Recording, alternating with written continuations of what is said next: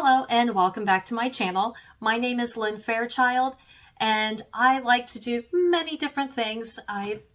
Specifically, I am a member of the Society for Creative Anachronism, which is also known as the SCA.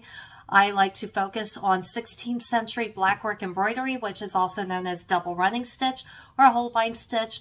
But also you'll find I have other hobbies as well in the SCA, such as baking and dancing.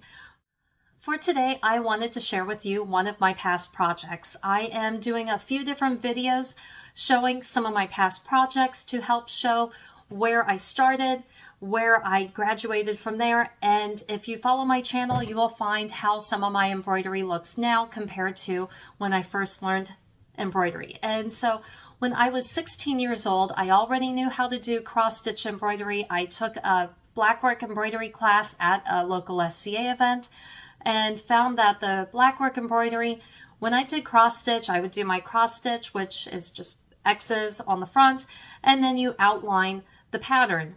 And when I did my outline, I didn't realize it, but I was doing double running stitch.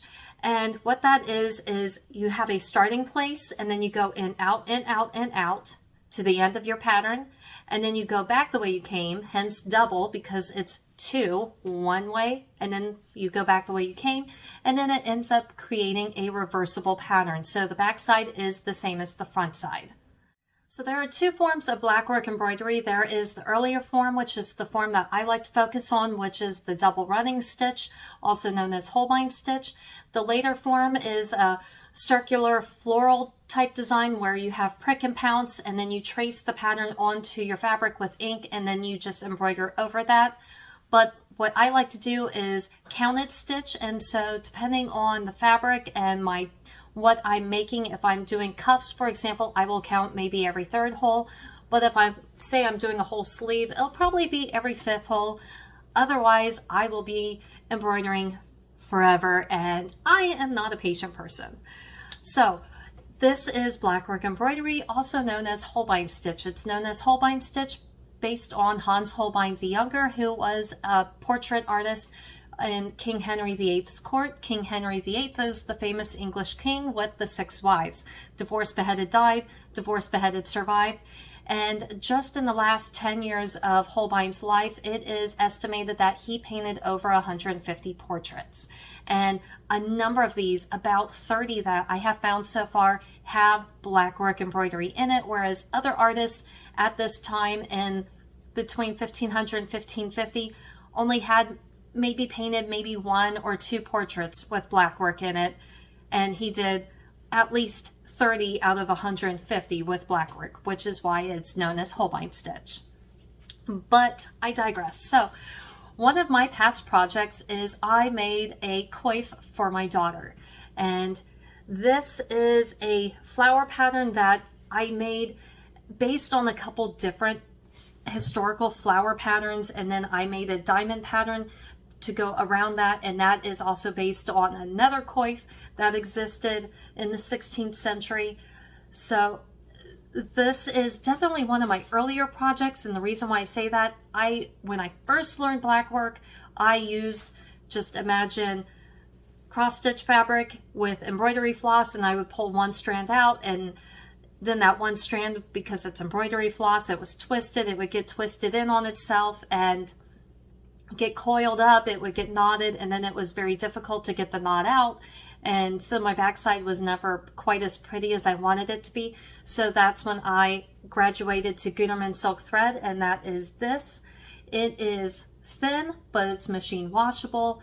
It's at least a starting place if you are just starting out with Blackwork embroidery.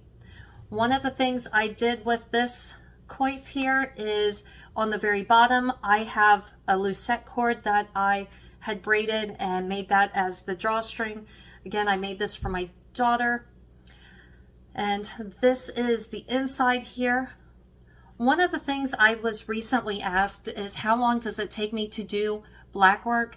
And mostly it just depends on the pattern and how much time I have to hyper focus at any one time. But this one is a specific time where I actually timed myself, and it took me about 20 minutes to do 1 flower and 1 diamond. There are 88 flowers with diamonds on this coif. So 88 times 20 gives you a rough idea just on the embroidery alone, not including doing any of the edging here with stitching. That does not include making the lucette cord. It can be very time consuming. If you would like to know more about Blackwork embroidery, please check out other videos on my YouTube channel. Please check out my Blackwork embroidery blog. There will be a link below in the description. This is more of an up-close view of the embroidery, and as you can see, I counted every 5th hole in the linen, and again, every flower and diamond pattern took me about 20 minutes per flower and diamond pattern. And I did the embroidery and then I did the edging here, so I had to really kind of guesstimate on where the edging would be. So some of my embroidery goes to the edge, and then some, like right here, almost goes to the edge but not quite. So this is the front side. This is the other side. The seam is on the top here, so that way on the back side it is just on a fold, and the seam is up here on top. This is one thing if I were to do a caul again where I would want to make this even here, because as you can see, the flower and the diamonds don't quite match up like I wanted them to. But this is the other side, and this is the inside. And as you can see, some of my tails here, like right here, aren't woven in as well as they should be. Right here, I've got a pretty good tail woven in, but this one in particular is kind of sticking out, and that would be something to be concerned about. One, from just an aesthetic, from an aesthetic point of view, this isn't really reversible or pretty, but also if I were to machine wash this, there is a good chance that that tail could come out and then my embroidery could be lost from the washing machine. But this is what the inside looks like, and here is the lucette cord, the braid, and then I just fed it through right here on the bottom. Another thing, if I were to make another coif like this, is where I have the edging here, I would then take embroidery and go over it just to make it look seamless from both the front and the back side. Thank you for checking out my YouTube channel. If you enjoyed this video and would like to watch more of my videos, please follow the links on the side of the page. Please select thumbs up that you like the video. It helps with the algorithm. If you have questions or comments, please post them below, and please click subscribe and ring the bell to be updated when new videos come out.